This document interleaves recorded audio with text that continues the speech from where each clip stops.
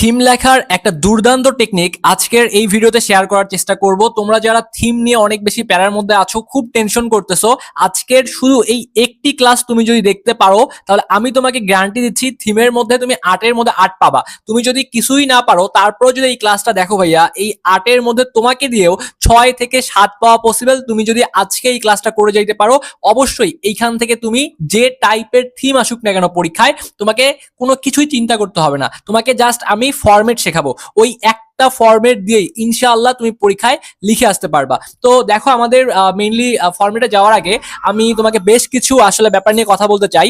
আমি কিন্তু তোমাকে প্রথম লাইন থেকে শুরু করে লাস্ট লাইন পর্যন্ত তুমি কিভাবে পরীক্ষা খাতায় লিখবা সেটা দেখাবো। তার আগে আমি কিছু গুরুত্বপূর্ণ কথা বলে নেই। এই গুরুত্বপূর্ণ কথা বলার ফাঁকে যারা এখনো আমাদের স্বপ্নের পাঠশালা এই চ্যানেলটি সাবস্ক্রাইব করনি, একটু কষ্ট করে ফলো এবং সাবস্ক্রাইব করে আমাদের পাশেই থাকবা। দেখো, পরীক্ষায় মেইনলি আমাদের থিম কত নাম্বার প্রশ্নে আসবে? 11 নাম্বার প্রশ্নে আমাদের কিন্তু থিম আসবে, অর্থাৎ তোমার যে প্রশ্ন থাকবে সেখানে 11 নং প্রশ্ন হিসেবে তোমাকে কিন্তু থিম দেয়া থাকবে। তো এখন মেইনলি ব্যাপারটা দাঁড়াচ্ছে, এই যে থিম শব্দের অর্থ কি? দেখো, থিম মানে হচ্ছে একটা সারাংশ অথবা সারমর্ম। বাংলায় যেমন আমরা সারাংশ অথবা সারমর্ম লিখি, মানে ওই জিনিসটাই এখানে তোমাকে ইংলিশে বানাই লিখতে হবে। কিভাবে বানাই লিখবা? আমাদের তো ইংলিশের বেসিক ভালো না, ইংলিশ পারি না। ওয়েট ভাই, একটু রিল্যাক্স হও, আমি তোমাকে একদম ফরম্যাট শেখাই দিব। তো এই যে থিম, তোমাকে বেসিক্যালি একটা, ধরো যে ছোট তোমাকে একটা গল্প দেয়া থাকতে পারে, তোমাকে একটা ছোট গল্প বলে দিবে, অথবা তোমাকে একটা কবিতা বলে দিবে। তো এই যে গল্প এবং কবিতায় আসলে লেখক কি বুঝাইতে চাইছে, এইটাই তোমাকে সারাংশ অথবা মানে সারাংশ অথবা সারমর্ম আকারে উপস্থাপন করা লাগবে। ওকে, তো দেখো একটু করে, যে পরীক্ষায় একটা ছোট গল্প অথবা কবিতা দেওয়া থাকবে, যেটা আমি একটু আগেই বললাম, সেটাই তোমাকে লিখতে হবে, সেটাই তোমাকে সারমর্ম হিসেবে লিখতে হবে। কিভাবে লিখবা আসো আমরা সেই ব্যাপারগুলো একটু করে শেখার চেষ্টা করি। নাম্বার 1, তুমি যে বিষয়টা মাথায় রাখবা সেটা হচ্ছে যে লেখক তার কবিতা অথবা গল্পে যে মূল বার্তা দিয়েছেন, দেখো আমি আবারও হাইলাইটেড করতেছি, যে মূল বার্তা দিয়েছেন তা সংক্ষেপে লিখবা। এটা হচ্ছে তোমার প্রথম লাইন হবে। কিভাবে লিখবা সেই ফরম্যাটও বলে দিব, চাপ নিও না, তুমি পরীক্ষায় লিখতে পারবা। একটু রিল্যাক্স হও না ভাইয়া, একটু রিল্যাক্স হও। তোমরা যারা এই থিম লিখতে পারতা না, এই ভিডিও দেখার পর তোমার যদি মনে হয়, এখনো তো ভিডিও শেষ হয় নাই, ভিডিও সম্পূর্ণ দেখো, ভিডিও দেখার পর তোমার যদি মনে হয় তুমি পরীক্ষায় থিম লিখতে পারবা, তাহলে অবশ্যই ভিডিও শেষে ভাইয়াকে একটা ধন্যবাদ দিয়ে যাইও, অথবা বইলো যে ভাইয়া আমি আজকের এই ভিডিও দেখার পরে আমি থিম লিখতে পারবো ইনশাআল্লাহ, আমাকে জানাইও। তো প্রথম যে লাইনটা আমরা লিখবো, এটা হচ্ছে আমাদের, দেখো, ওপেনিং লাইন হবে, অথবা দেখো এই যে ইন্ট্রোডাক্টরি সেন্টেন্স। তাহলে এই যে ইন্ট্রোডাক্টরি সেন্টেন্স বা ওপেনিং যে লাইনটা, এটা আমরা কি করব, এই লাইনটার মধ্যে মূল বার্তা লিখবো। অর্থাৎ আমাকে যে কবিতা দেয়া থাকবে তার মূল বার্তা লিখবো, অথবা যে ছোট গল্প দেয়া থাকবে তার মূল ভাব বা মূল বার্তাটা কি, ওইটা আমি প্রথম এক লাইনেই লিখবো। ওকে, যেন স্যাররা ওইটা দেখে আমাকে পরবর্তীতে নাম্বার বাড়ায় দেয়। এরপরে আসো, যে ব্যাপারটা মাথায় রাখবো, আমরা ওই প্রথম লাইনটা লেখার পরে এরপরে আসলে লেখক মানে এখানে কি বুঝাইতে চাইছে সেই মূল ভাবটা আমরা ব্যাখ্যা করব। এখানে লেখক অ্যাকচুয়ালি কি বুঝাইতে চাইছেন, এটা হচ্ছে আমরা সেকেন্ড স্টেপ, তার মানে স্টেপ 2, স্টেপ 02, অর্থাৎ দ্বিতীয় নাম্বার লাইনে এসে লেখক অ্যাকচুয়ালি কি বুঝাইতে চাইছে সেটা আমরা লিখবো, এবং ওই টাইপের দুই একটা কথা লিখবো। লেখার পরে একদম লাস্টে যে আমরা এন্ডিং দিব, এন্ডিংটা কি, যে আসলে এই পয়েমটার গুরুত্ব কি ছিল বা এটা আসলে শিক্ষা কি ছিল। তাহলে এটা একটা ফরম্যাট পড়লেই কিন্তু আমাদের হয়ে যাবে। এবং অনেকেই প্রশ্ন করো যে ভাই এটা আসলে কত পৃষ্ঠা লিখবো, আমি তাদের জন্য একটু বলি, এটা কত পৃষ্ঠা না, এটা একদম তোমাকে ছোট করে লিখতে হবে। অবশ্যই তুমি এটা নিজের ভাষায় লিখবা। নিজের ভাষায় তো লিখবা, কেমনে লিখবা, একটু ধৈর্য ধরো ভাইয়া, একটু ধৈর্য না ধরলে তো হবে না, আমি তোমাকে দেখাচ্ছি।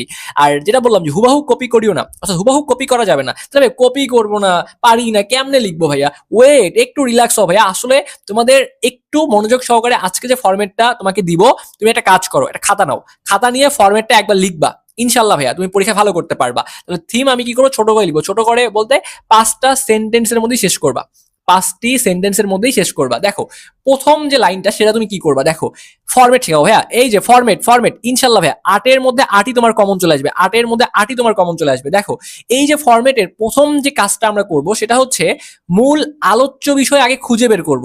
তোমাকে যে পয়েমটা দেয়া রয়েছে ওই পয়েমের যে মূল আলোচ্য বিষয় সেটা তুমি খুঁজে বের করবা। তাহলে তুমি একবার রিডিং দিয়ে বের করার চেষ্টা করবা।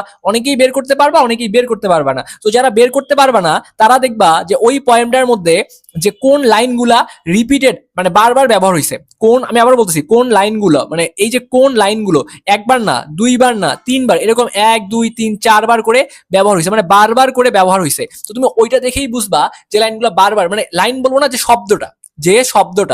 শব্দটা তোমার পয়েমের মধ্যে বারবার করে আসতেছে, ওইটাই হচ্ছে তোমার ওইটাই হচ্ছে তোমার মানে তুমি বলতে পারো যে তোমার পয়েমের মানে আসলে মূল কথা, বা ওই টাইপের তোমার মনে করো পয়েমটা পরীক্ষায় চলে আসছে। তাহলে এইটা দেখে তুমি আগে আইডেন্টিফাই করে ফেলবা, যারা একদম পারো না। আর যারা পারো তারা তো আগে পড়ে আসবে, দেখলেই বুঝতে পারবা। তাহলে প্রথম যে লাইনটা দেখো, প্রথম লাইনটা আমরা যেটা লিখবো সেটা হচ্ছে দিস পয়েম ডিলস উইথ। তাহলে এটা মুখস্থ করে ফেলো, একবারই মুখস্থ করে ফেলো যে দিস পয়েম ডিলস উইথ। তাহলে এটা আমাদের আসলে কি নিয়ে ডিল করতেছে এটা আগে আমাদেরকে লিখতে হবে। তাহলে সুন্দর করে লিখবো দিস পয়েম ডিলস উইথ। এখন টপিকের নামটা তুমি লিখবা। তাহলে টপিকের নামটা তো তুমি দেখেই বুঝে গেলা, লিখে ফেললা।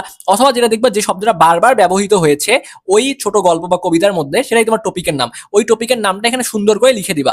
দিলে এটা তোমার প্রথম, এই যে একটা লাইন কিন্তু হয়ে গেল। তাহলে একটা লাইন হয়ে যাওয়ার পরে দ্বিতীয় যে লাইনটা দেখো, দ্বিতীয় লাইনে এসে তুমি লিখবা ইট প্রেজেন্টস। কি লিখবা? It presents a comprehensive idea of. তাহলে আমি আবারও বলে দিচ্ছি, দ্বিতীয় লাইনে তুমি লিখবা যে it presents a comprehensive idea of. তাহলে এখন এইখানে এসে আবার টপিকটা লিখবা। তাহলে প্রথম লাইনটা আবারও খেয়াল করো, প্রথম লাইনটা তুমি লিখবা যে দিস পয়েম ডিলস উইথ, এটা লেখার পরে টপিকের নামটা লিখবা। এরপরে ভাইয়া দেখো দ্বিতীয় লাইনটা তুমি লিখবা যে it presents a comprehensive idea of. তার মানে এটা কি নিয়ে আমাদেরকে আইডিয়া দিচ্ছে বা ওই প্যাসেজটা কি নিয়ে, ওইটা তুমি যদি লিখতে পারো তাহলেও এখানে কিন্তু হয়ে যাবে, চাপ নেওয়ার কোনো সুযোগ নাই। আচ্ছা, এতটুকু যদি বুঝতে পারো সেটা আমাকে একটু কমেন্ট করে তোমরা জানাবা। তাহলে এখানে দেখো আমরা দ্বিতীয় লাইনে লিখবো হচ্ছে যে it presents a comprehensive idea of. অর্থাৎ এইখানে আসলে মানে ব্যাপকভাবে কম্প্রেহেন্সিভ, ব্যাপকভাবে কি নিয়ে আলোচনা করা হয়েছে বা কোন টপিক নিয়ে আলোচনা করা হয়েছে সেটা আমরা এখানে বললাম। তারপরে তৃতীয় লাইন দেখো আমরা কি লিখবো। তৃতীয় লাইনের মধ্যে এসে আমরা লিখবো যে দ্য পয়েট বিউটিফুলি ডিসক্রাইব। দেখো the poet beautifully describes different aspect of. তাহলে আবার তুমি টপিকটা, ওই যে টপিকটা যে লিখছো ওই টপিকটা সুন্দর করে নিয়ে আসবা, এনে এই জায়গাটায় বসাই দিবা। তাহলে কি এখানে কি বললাম যে the poet beautifully describes different aspect of, ওই টপিকের নামটা লিখবা। লেখার পরে তুমি যে কাজটা করবা, তারপর লিখবা and highlights its importance in our life. তাহলে কি লিখলাম যে and highlights its importance in our life লিখলা। 4 নম্বর লাইন তুমি চাইলে তোমার নিজের মতো করে একটা লাইন বানাই লিখতে পারো, ঠিক আছে? তুমি তো বুঝে গেছো অলরেডি যে প্যাসেজটা আসলে কি সম্পর্কে আসছে, তো একটু তুমি এক লাইন বানাই লিখবা। এবং ফাইনালি তুমি লাস্ট লাইনটা যেটা লিখবা সেটা দেখো, এই যে থ্রো আউট দ্য পয়েম। এই কবিতা পড়ে আসলে তুমি কি বুঝছো সেটা আমরা লাস্টে লিখবো। মানে ওই যেটা বললাম যে এই কবিতাটা শিক্ষাটা কি ছিল, ওই শিক্ষাটা আমরা লাস্টে লিখে দিব বা মেসেজ টাইপের কিছুটা কথা লিখে দিব। তো দেখো এটা আমাদের কমন, মানে এইচএসসি পরীক্ষায় নর্মালি যেগুলো আসে এই লাইন দিয়ে তুমি পাড়ি দিতে পারবা, চাপ নেওয়ার কোনো সুযোগ নাই। Throughout the poet conveys a universal. তাহলে দেখো যে throughout the poet conveys a universal message and teaches us an important lesson about life। তাহলে এইখানে মানে কি নিয়ে শিক্ষা, আমাদের জীবনে আমরা একটা শিক্ষা পাবো বা একটা যে গুরুত্বপূর্ণ মেসেজ, এটা আমরা জাস্ট লাস্টে লিখে দিব, শেষ। এতটুকু করলেই শেষ। লাস্ট লাইনটা হবে যে throughout the poet conveys a universal, দেখো মেসেজ, কি নিয়ে মেসেজ দিল সেটা আমরা জাস্ট ওখানে বলে দিলাম, and teaches us an important lesson about life. So এইভাবে তুমি যদি লিখে আসতে পারো ভাইয়া, ইনশাল্লাহ তুমি 8-এর মধ্যে 8 নিশ্চিত করতে পারবা। যদি তোমার 1 নাম্বার কাটেও তাহলে তোমাকে 8-এ অবশ্যই টিচার 7 দিবে। তো এই ফরম্যাটটা মেনটেন করে লিখে আইসো। আর তোমাদের এইচএসসি পরীক্ষা ভালো হোক, তোমাদের সকলের জন্য অনেক অনেক দোয়া এবং শুভকামনা থাকবে। এবং এইচএসসি পরীক্ষার পরেই কিন্তু আসল খেলাটা শুরু হবে, তোমাদের এডমিশন যুদ্ধ, ঠিক আছে? তোমাদের মধ্যে অনেক শিক্ষার্থী বন্ধুরা, তোমাদেরই বন্ধুরা আমাদের সাথে যুক্ত হচ্ছে, আমাদের সাথে মেডিকেলের প্রি বুকিং কোর্সে ভর্তি হচ্ছে। তো প্রি বুকিং কোর্সে যারা মেডিকেলের জন্য ভর্তি হচ্ছে তারা কিন্তু মেডিকেল প্রিপারেশন নিবে, এবং যারা হচ্ছে ভার্সিটি প্রিপারেশন নিবা তোমরা, তারা কিন্তু ভার্সিটি ব্যাচে ভর্তি হচ্ছে অনেকে। চাইলে তোমরা যারা এখনো ভর্তি হলে যুক্ত হইতে পারো। এখন ভর্তি হলে তুমি বিশাল একটা ডিসকাউন্ট অফার পাবা। মেডিকেল ব্যাচের যেখানে কোর্স ফি থাকে 6000 টাকা, তুমি এখন মাত্র 1020 টাকা দিয়ে ভর্তি হইতে পারবা। এরপরে তোমাকে আর কোনো ফি দিতে হবে না। ভার্সিটি ব্যাচে এখন ডিসকাউন্ট অফারে মাত্র 899 টাকায় তুমি ভর্তি হইতে পারবা। তো যারা মেডিকেল এবং ভার্সিটি ব্যাচে এখনো যুক্ত হও নাই, যুক্ত হওয়ার কথা ভাবতেছো বা যুক্ত হবা, তারা আমাদের যে হোয়াটসঅ্যাপে নাম্বারটা রয়েছে 0131713231 আমাদের এই নাম্বারে হোয়াটসঅ্যাপে কথা বলে তুমি ভর্তি হয়ে যাইতে পারো। এই নাম্বারে হোয়াটসঅ্যাপ মেসেজ করে ভর্তি হয়ে যেতে পারবো, অথবা এই নাম্বারেই তুমি বিকাশে অথবা রকেটে অথবা নগদে যে কোনো একটা মাধ্যমে মেডিকেল ব্যাচে ভর্তি হলে 1020 টাকা, ভার্সিটি ব্যাচে ভর্তি হলে 899 টাকা সেন্ড মানি করবা। করে এই নাম্বারে হোয়াটসঅ্যাপে একটা মেসেজ করে বলবা যে ভাই আমি টাকা পাঠিয়েছি, আমাকে অ্যাড করে দেন। তাহলে অবশ্যই তোমাকে আধা ঘন্টা থেকে 1 ঘন্টার মধ্যে অ্যাড করে দেওয়া হবে।